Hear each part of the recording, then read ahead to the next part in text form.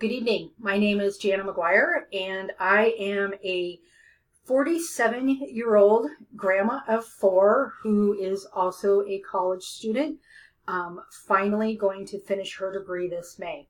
And so I was given an assignment in this class to take a survey to determine the communication style of me both as a manager and as an employee. So two things to know. I have been a manager with Methodist Health System for 20 years. And so I feel like I have a pretty good handle on my communication style. Second, I hate surveys. Even when the assignment says to not overthink it, to just answer the question, I feel like, at least for myself, that's impossible. I overthink. I think, well, that answer doesn't sound good. That answer doesn't sound good. I don't want to sound that way. So what's truly the right answer that the survey is looking for? So anyways, I knew I had to do the assignment, so I took the survey, got the answers, graphed my answers, and found the two most common communication styles that I have. And one of them, I thought, okay, that sounds about right. The other, I thought, nope, that's not me.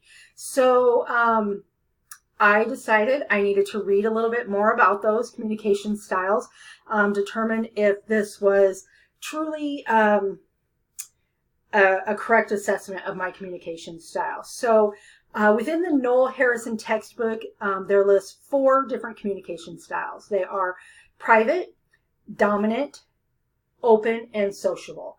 So the first one, private, just kind of how it sounds. Somebody who really kind of keeps to themselves, doesn't say a whole lot, maybe really good at their job, follows the rules and just kind of does what they are supposed to do and doesn't involve themselves or contribute much to the conversation. There are times where I can find myself in that way, but that's typically not me. And so, but when I was reading it, I thought of a situation with one of my employees recently, and I thought, yep, that is absolutely her. And so she's a nurse, and while you think nurses maybe are more sociable, she really is in a role where she talks one-on-one with patients or maybe their spouse. And so really inserting herself into conversations is not really what she does. And she does a really good job. We worked on a project together, and I asked her to present in front of a group of people that she didn't know. And she was agreeable to it, although I knew she didn't act like she was really excited about it. And so we get to the situation, she starts presenting, and I know her anxiety level is through the roof. I can tell, and I am heartbroken for her. I feel so bad that I put her in that situation because that's not how she was comfortable. It didn't make her look good, sound like she knew what she was talking about. And I just knew that was not the right decision for me as her supervisor. So that was definitely a lesson learned for me.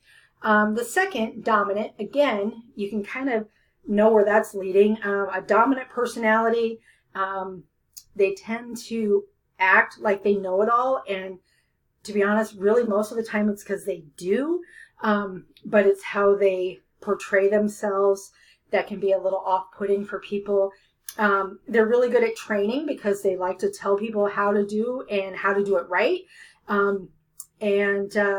But they don't take feedback very well. So it's something you have to be very careful with communicating with someone with that kind of communication style.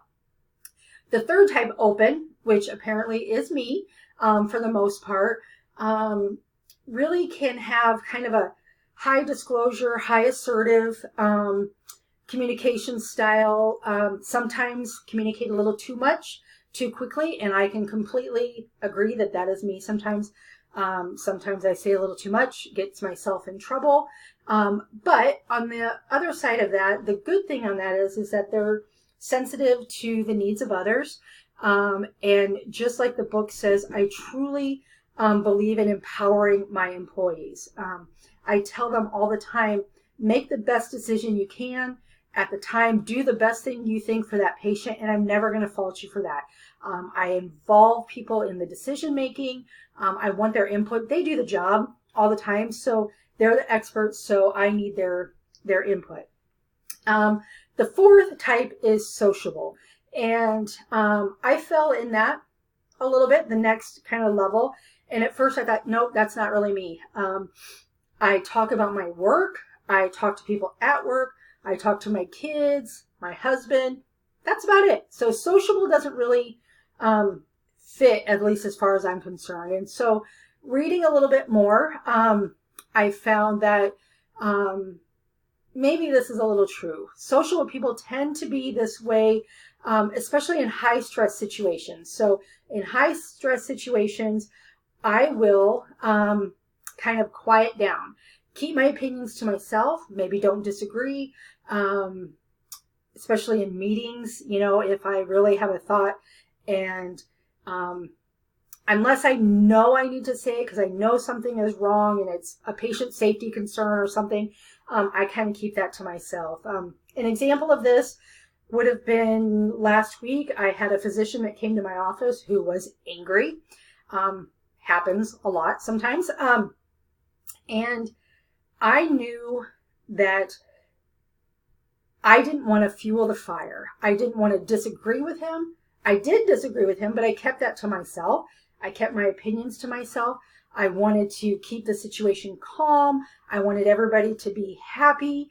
And so we just kind of dealt with it as it was, even though I knew my opinion was different than his. And so it was just something that I needed to listen, and everything worked out. And that tends to be how I am in stressful situations. Maybe not always with my husband, he might say, but for the most part, that's kind of how I handle things. So knowing all of these styles is really important, and not only just for yourself and how you communicate, but how others communicate, especially in a management position. You have to know the different styles of communication. You have to do better than I did with my nurse and know how each one of your employees communicates, because that needs to be taken into consideration when you communicate with them. It's not just how they talk, it's how they listen, it's how they perceive what's being told to them. And so just knowing how people communicate, how they learn, how they interact with others, it can really go a long way to productive communication. Thank you. Good night.